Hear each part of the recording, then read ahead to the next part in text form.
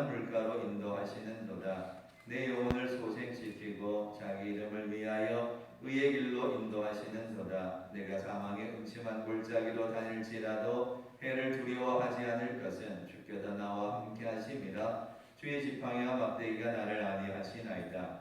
주께서 내 원수의 목전에서 내게 상을 차려주시고 기름을 내 머리에 부으셨으니 내 잔이 넘치나이다. 내 평생의 선하심과 인자심이 반드시 나를 따르리니 내가 여호와의 집에 영원히 살리로다. 아멘. 추석 명절을 잘 보내셨습니까? 어렵고 힘든 때에 가족들이 오랜만에 함께 할 수 있다는 것도 참 복된 일이라 생각합니다. 지금까지 지켜주시고 인도해 주신 하나님의 축복이 이후로도 여러분과 여러분 가정 위에 함께 하시기를 축원합니다.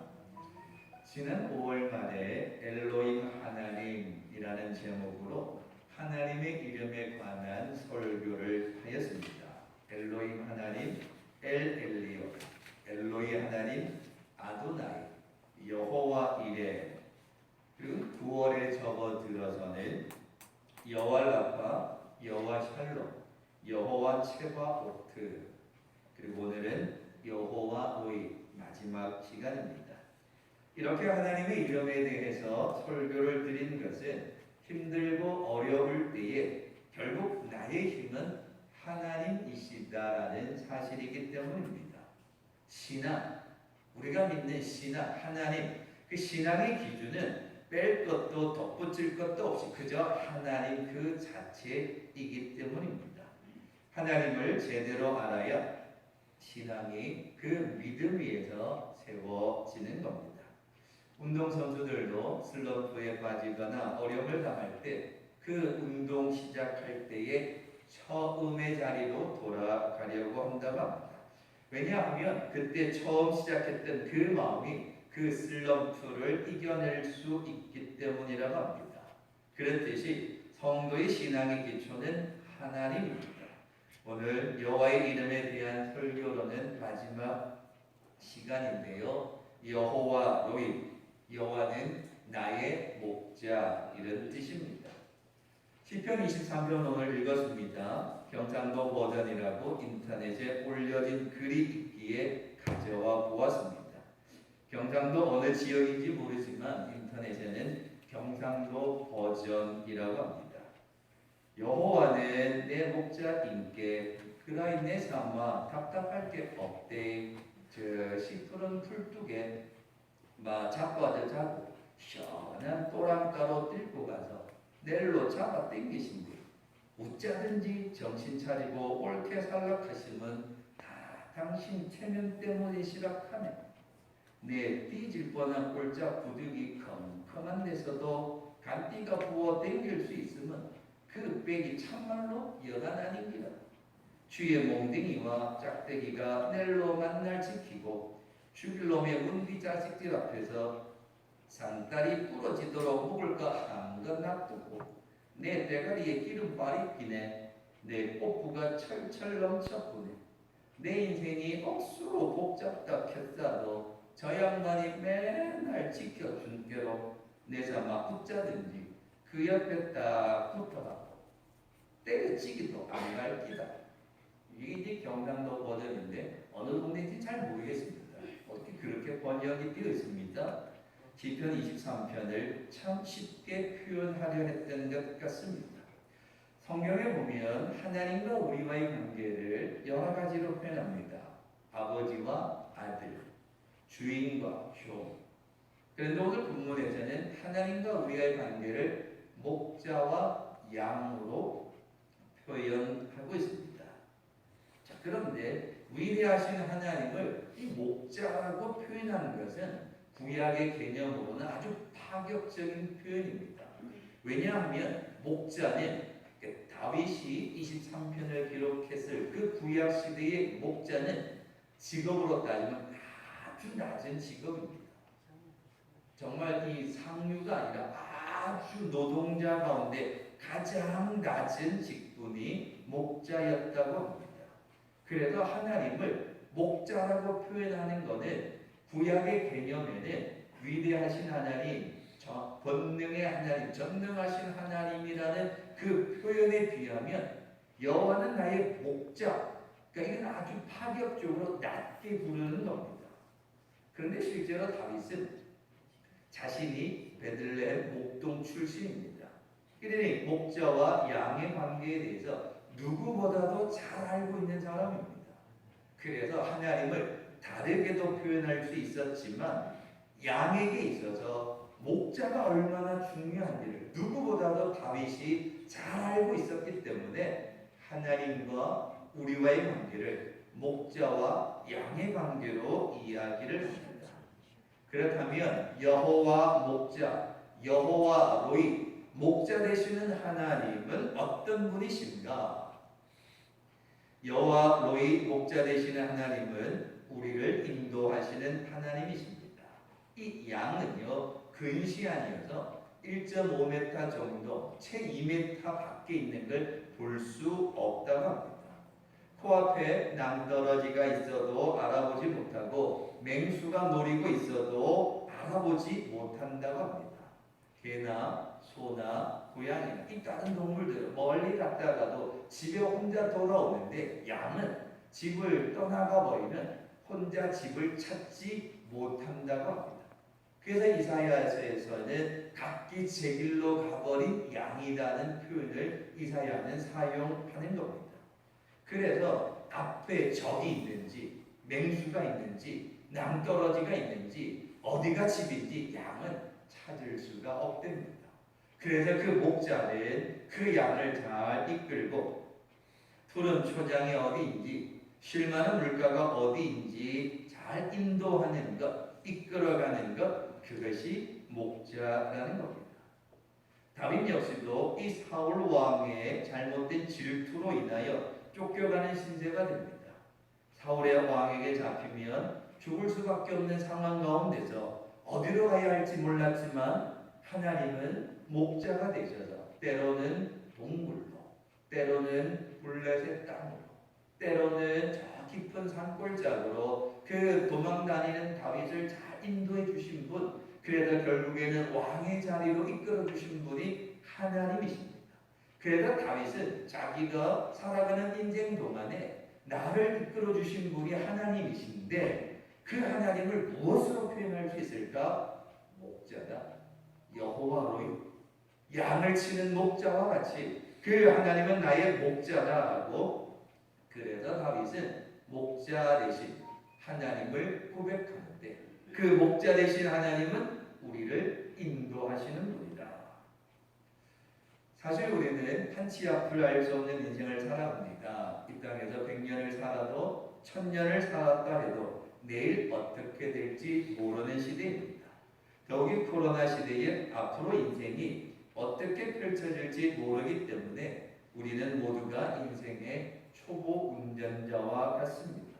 그래서 초보 운전자니까 안내자가 필요하죠. 인도자가 필요하죠. 어디로 가야 하는지, 어떤 길로 가야 하는지 인도자가 필요합니다. 그 인도자가 바로 여호와로이 하나님이시라는 겁니다.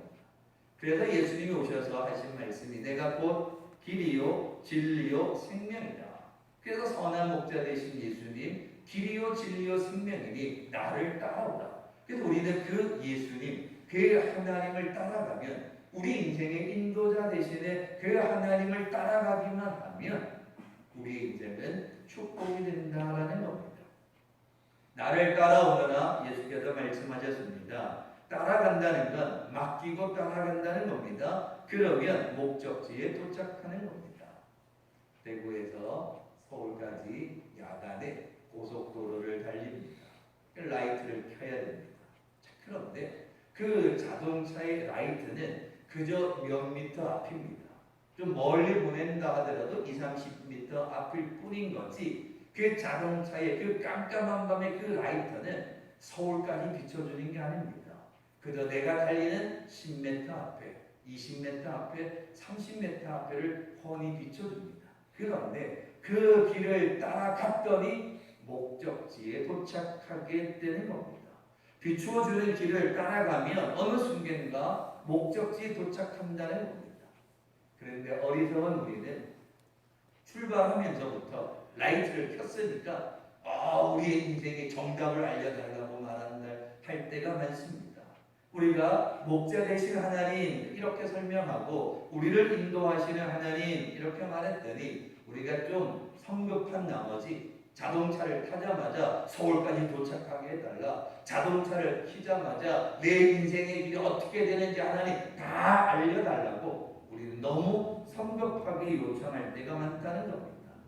그러나 나를 따라오너라 하신 말씀은 앞으로 하나님의 계획 속에는 다 목적지까지 가는데 지금 이 앞에 지금 일어나는 일들, 달려가는 그 길들을 비춰주시면 우리는 그 하나님을 믿고 달려가면 된다라는 겁니다. 그래서 목자 되신 그 하나님, 내 앞에는 길이 보이지 않는 것 같고 사방이 깜깜한 것 같고 아무것도 보이지 않지만 목자 되신 하나님께서 길을 인도하시면 그 하나님을 따라가기만 하면 된다는 겁니다. 목자 되신 그 하나님을 따라가기만 하면 우리를 푸른 초장으로 쉴만한 물가로 인도해 주신다라는 겁니다. 그런데 여기서 반대로 양의 특징을 한번 보면 양은 한 1.5m, 많아야 2m밖에 못 본다 말씀드렸습니다. 그래서 양은 목자만 보면 됩니다. 양은 다른 걸 보는 게 아니라 나를 푸른 물가로 초장으로 인도해 주시는 그 목자만을 보고 있으면 양은 목자만 따라가면 언제든지 먹을 것이 있고 쉴 만한 곳이 있고 잠자리가 있다는 겁니다.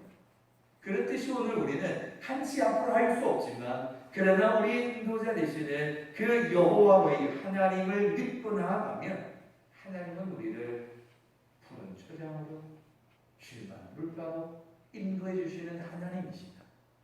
어렵고 힘든 때이지만 여러 가지 힘든 시대이지만 오늘 이 아침 예배드리는 여러분, 나의 인도자 되시는, 나의 목자 되시는 그 하나님만을 바라보며 따라갈 수 있는 축복의 성도들이 다 되시기를 바랍니다. 또 한 가지는요, 목자 되시는 여호와의 하나님은 지켜주시는 분입니다. 양은 뿔이나 또 아니면 이빨 이런 게 강하지를 않습니다. 뱀처럼 자기를 지키는 독이 있다든지 아니면 날카로운 발톱이 있다든지 빨리 달릴 수 있는 다리가 있다든지 그런 게 하나도 없습니다. 자기 스스로 지킬 수 있는 무기가 이 양은 자기 몸에 하나도 없다는 겁니다. 어떤 동물들은 위급하면 몸의 색깔이 바뀐다고 그러기도 하고 날개가 있으니까 날아갈 수도 있는데 양에게는 자신을 지킬 수 있는 무기가 하나도 없습니다. 그러니 적을 대항하고 적으로부터 지킬 수 있는 무기 하나 없으니 양에게는 목자가 있어야 한다는 겁니다. 자기 자신을 지킬 수 있는 독 하나도 없고 날카로운 발톱도 없으니 양은 자기의 힘으로는 아무것도 못합니다. 그래서 목자가 있어야 그 양을 지켜준다라는 겁니다. 무엇으로? 지팡이와 막대기로 지켜주신다는 겁니다. 다윗 역시도 이 사울 왕에게 쫓기면서 수많은 어려움을 겪고 위기를 만납니다. 그 어려움과 위기 가운데서도 하나님이 인도하셨고 대적들을 다 물리쳐 주시고 지켜주셨다는 것을 다윗은 철저하게 압니다. 자기가 양을 칠 때도 알았지만 도망 다닐 적에도 알았습니다. 그래서 그가 4절에 고백하기를 내가 사망의 음침한 골짜기로 다닐지라도 해를 두려워하지 않을 것을 주께서 나와 함께 하심이라 주의 지팡이와 막대기가 나를 안위하시나이다. 그 하나님이 나를 지켜주시니까 내가 어느 곳에 있더라도 사망의 음침한 골짜기에 가더라도 걱정 안 하는 이유가 하나님이 지켜주신다고 믿었다는 겁니다. 그래서 시편 121편에서 또 노래하기를 여호와께서는 나를 지키시는데 졸지도 아니하시고 주무시지도 아니하시고 너의 출입을 영원까지 지켜주신다라고 하나님이 약속해 주셨던 겁니다.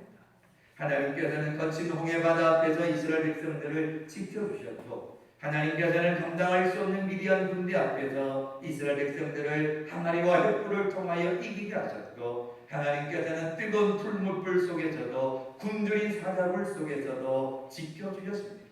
하나님께서는 유라굴로의 거친 풍랑 속에서도 바울을 지켜주셨고 어떤 상황 속에서도 우리를 지켜주시는 분, 그분이 바로 여호와 로이, 목자 되시는 하나님, 이런 뜻입니다.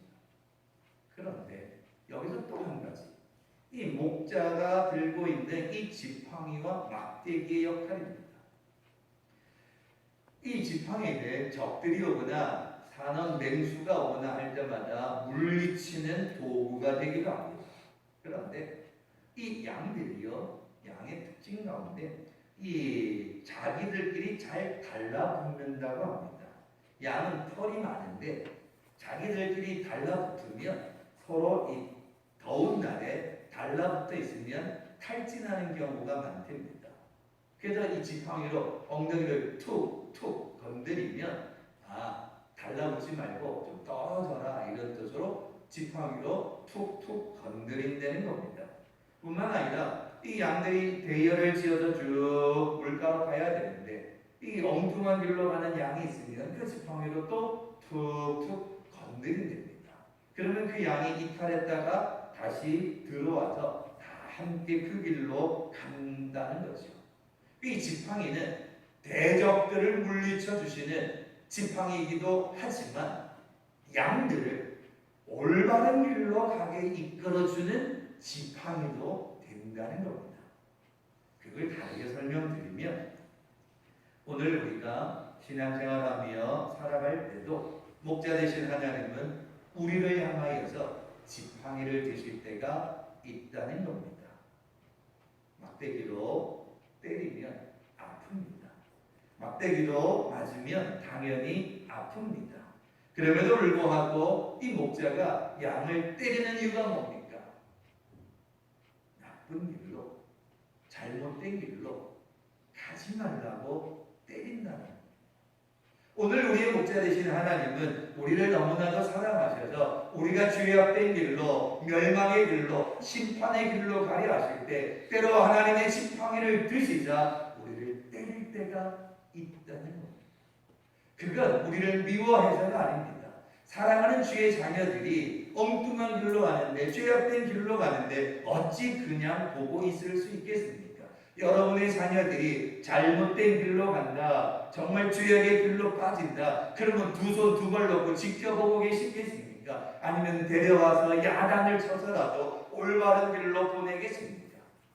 부모님은 아이를 사랑하기 때문에 회초리를 들어서라도 올바른 길로 이끌려 한다는 겁니다.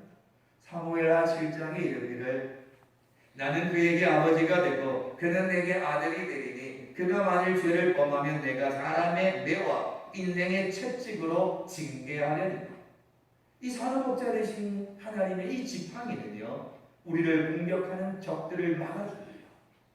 그래서 외부의 공격으로부터 우리를 지켜주십니다.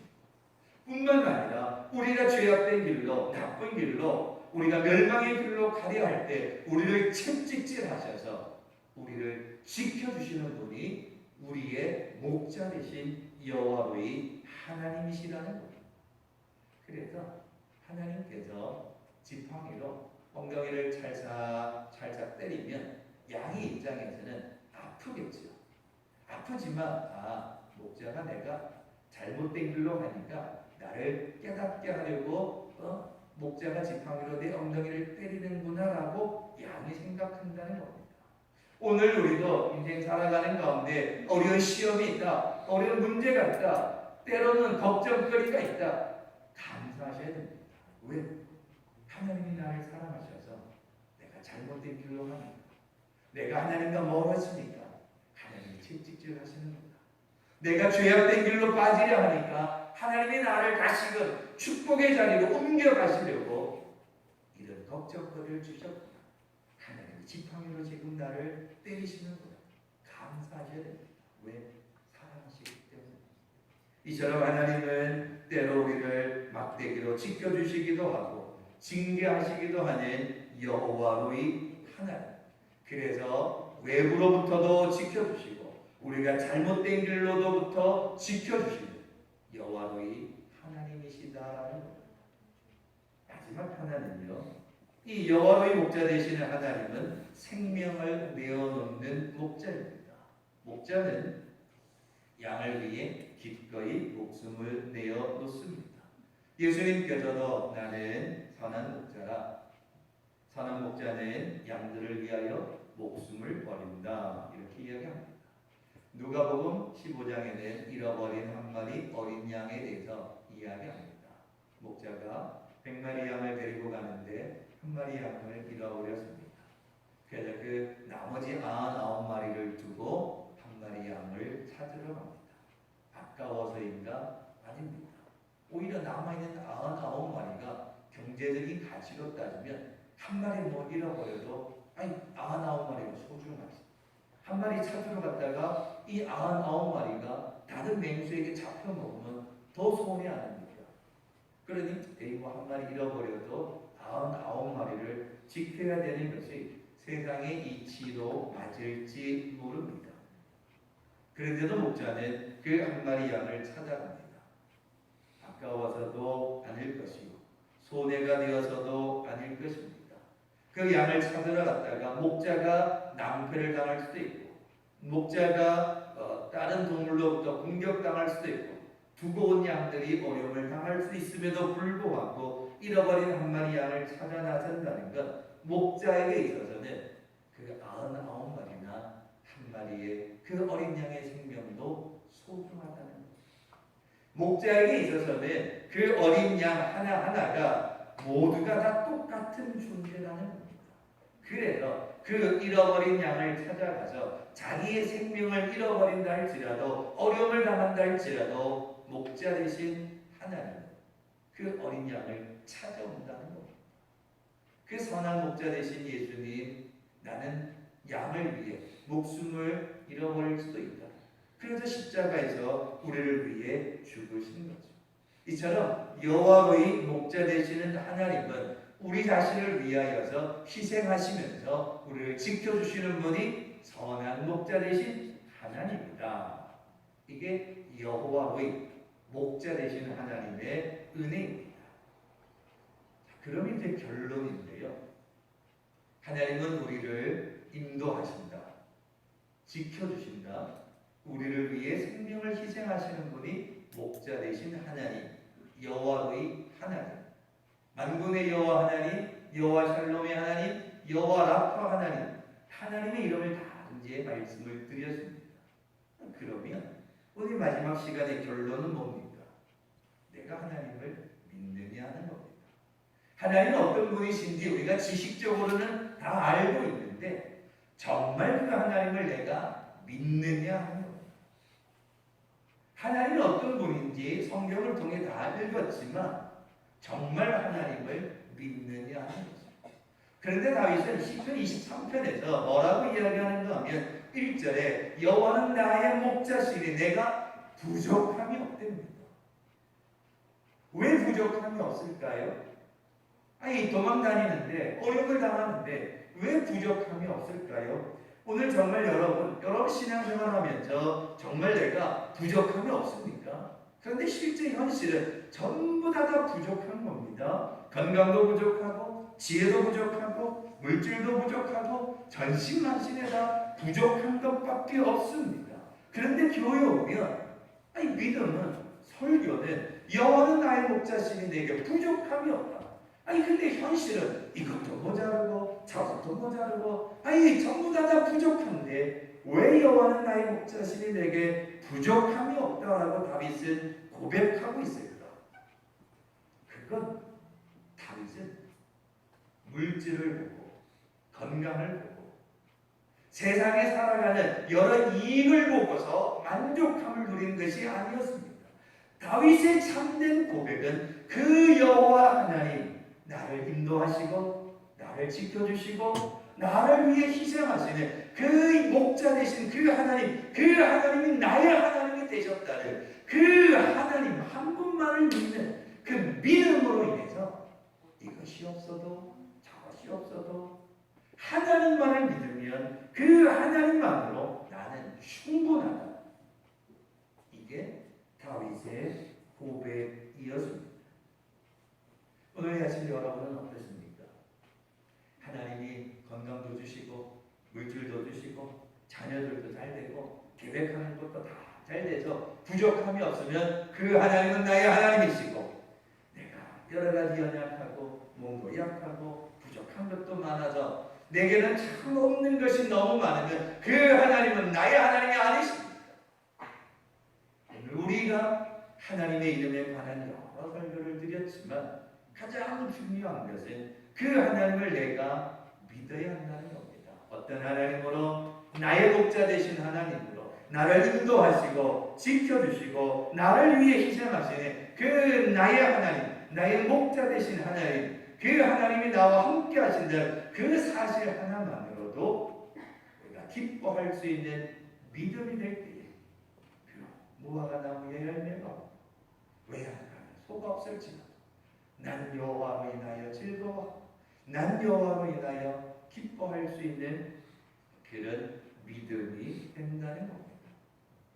경상도 버전으로 옮겼던 23편 마지막 한 구절 읽으면서 맺으려, 내 인생이 억수로 복잡하다도 저 양반이 맨날 지켜줄 팀께로 내 삼아 웃자든지 그 옆에 딱 붙어가고 때려치기도 안 갈기다. 때려치기도 안 갈기다. 나는 오직 여호와께 붙어서 그 여호와 하나님만으로 살아가겠다는 그 믿음의 고백, 그 믿음의 고백 위에 하나님의 은혜가 부어지는 겁니다.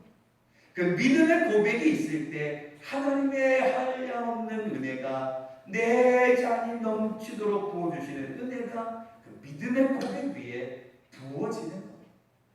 그렇기에 참 어렵고 힘든 시대를 살아갑니다. 그렇지만 우리를 부족함이 없는 실만한 물가로 인도하시는 나의 목자 되신 그 하나님, 그 하나님이 나와 함께 하심을 믿는 그 믿음, 하나님이 나의 목자 되심을 믿는 그 믿음으로 이 어려운 때를 이겨내는 축복의 성도들 되시길 주님의 이름으로 축원합니다. 기도하겠습니다. 고마우신 아버지 하나님 감사합니다. 여호와 목자 되시는 여호와로의 하나님 인도하시고 지켜주시고 우리를 위해 희생하시는 그 하나님을 믿는 믿음으로 살아가는 우리 모두가 되게 인도하여 주시옵소서. 세상 살아가는 일이 어렵습니다. 한치 앞도 할 수 없지만 그러나 목자 되신 하나님을 따라가면 우리는 쉴만한 물가로 푸른 초장으로 하나님이 인도해 주신다는 사실, 그 사실을 다시 한번 믿게 하여 주셔서 어렵고 힘들 때일수록 나의 하나님, 그 하나님을 믿는 믿음으로 나아가는 축복의 성도들 다 되게 인도하여 주시옵소서. 감사드리며 예수님의 이름으로 기도하옵나이다. 아멘.